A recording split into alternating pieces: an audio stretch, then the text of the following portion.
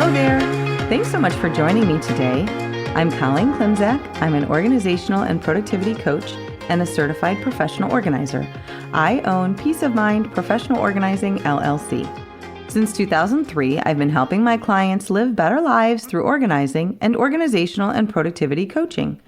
I support my clients and my community with coaching, in-person and virtual organizing, my weekly podcast called Your Organized Life with Colleen Klimczak, a free weekly virtual productivity session called Finish Line Friday, a free weekly email newsletter, and regular content on Facebook and Instagram. I also offer presentations and professional development to groups and companies.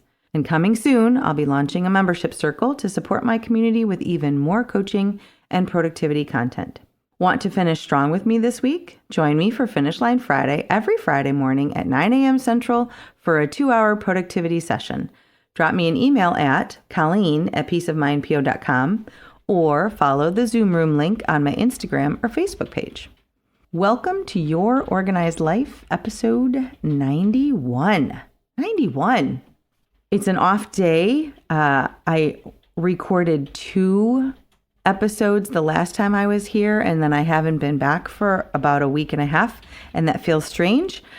Since then, I have sent 2 kids back to school and theater housing, and our house looks a lot different than it did when I recorded my last 2 episodes. So there's that. I haven't shared this yet, but when this article and podcast episode drops, I will be recovering from another Mohs procedure to remove a basal cell carcinoma from my ear. Did you know that all the ins and outs and ridges on your ears have names?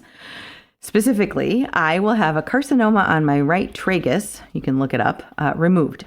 And just a reminder, basal cell carcinomas are annoying, but they're not worrisome. They're not as worrisome as other diagnoses, so I promise I'm fine. But just like back in February when I had a similar bump removed from my nose, I am limited in my activities for 3 weeks as I recover. And if you know me, you realize I don't do limited activity very well, but I am working on it. Back in February, I was overly optimistic, shall we say, or delusional, about how I would be impacted by my procedure. I had read the instructions, of course. I listened to my care team and I studied up online. And I was still convinced that even though the instructions said I would need 3 weeks to mend, surely, of course, I would be fine in a few days, maybe a week tops. Well, right? Man plans, God laughs. So the February procedure was far more extensive than anyone expected. I was at the office for 12 hours instead of 3, and I came home with major swelling, a much longer incision than expected, 2 black eyes, etc. I needed every one of those days in those 3 weeks to get better. I have every belief that this week's procedure will be straightforward, uncomplicated, etc., but I am also realistic in my expectations. And now I understand that 3 weeks means 3 weeks.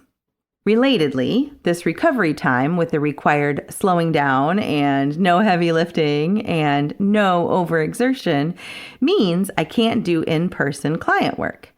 And so I get to do some things I don't typically have time to do in my busy day-to-day life, which brings me to today's topic. My husband and I had a conversation with one of his coworkers, and the coworker said he was looking forward to sneaking in a run after work. Looking forward to, as in making time for, even after a full day at work. And I really appreciated his perspective. He doesn't feel he has to go for a run. He considers it a privilege, a perk, a get to go for a run. So he gets to versus has to. So I want to talk about get to, not have to. So this week, I want to ask, what on your to-do list could benefit from this shift in perspective? I've been asking myself that question lately. What tasks have I been neglecting that I really want to get done, but I just haven't had the opportunity? What are some tasks and projects that I get to work on now instead of waiting for the more emergent have to, or maybe not even doing them at all? So I had the idea for and started writing this article a month or two ago.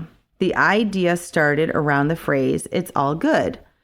I use this phrase often because truly, it really is all good. Even when there are loved ones that I'm worried about, or work that I need to do, or highs and lows in my community and our world, at the heart of it, at the heart of me, I'm doing okay. God will provide. It's all good. So the good is not the question here. It's the all that trips me up some days. Meaning, there's just too darn much sometimes. And I was reminded of the process when I talked it through with a client. Let's call her Jane, at her last appointment, when she was talking about all the Post-it notes, all the tasks, all the everything, as she said, that she feels that she needs to catch up on. And I can relate. How about you?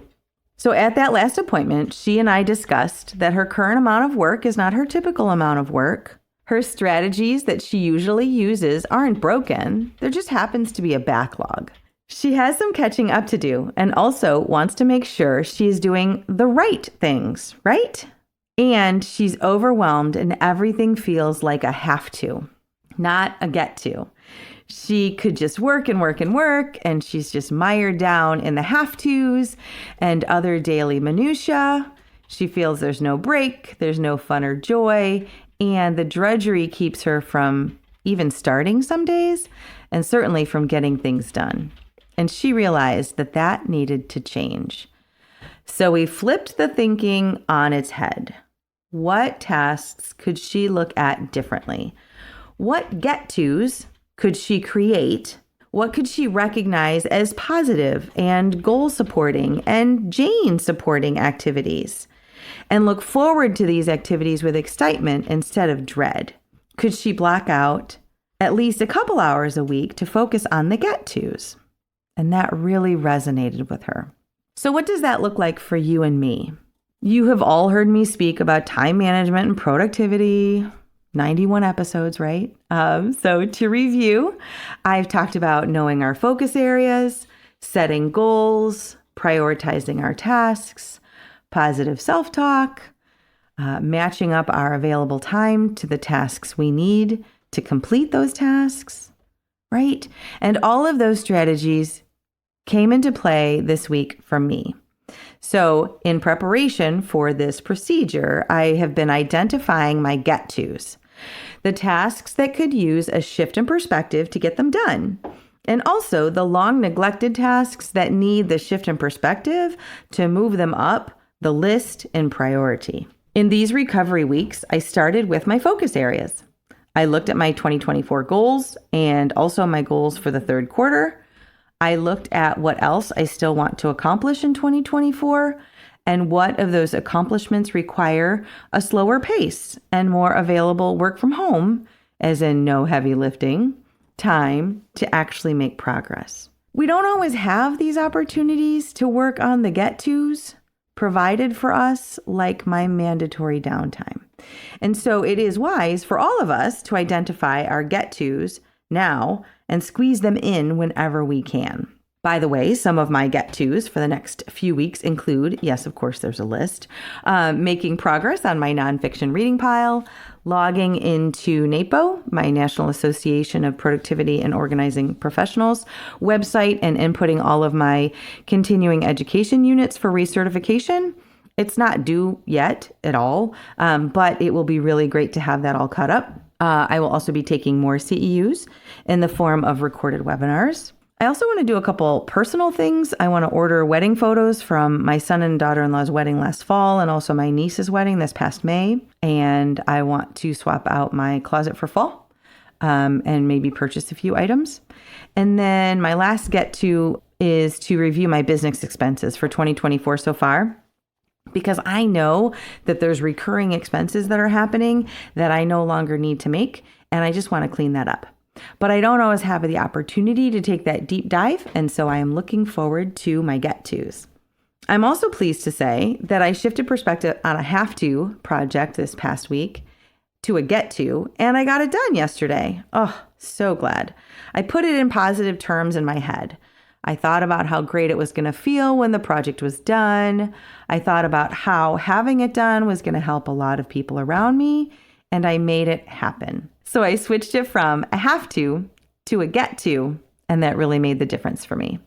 Is there one or two activities you could work into your day that are already get tos instead of have tos?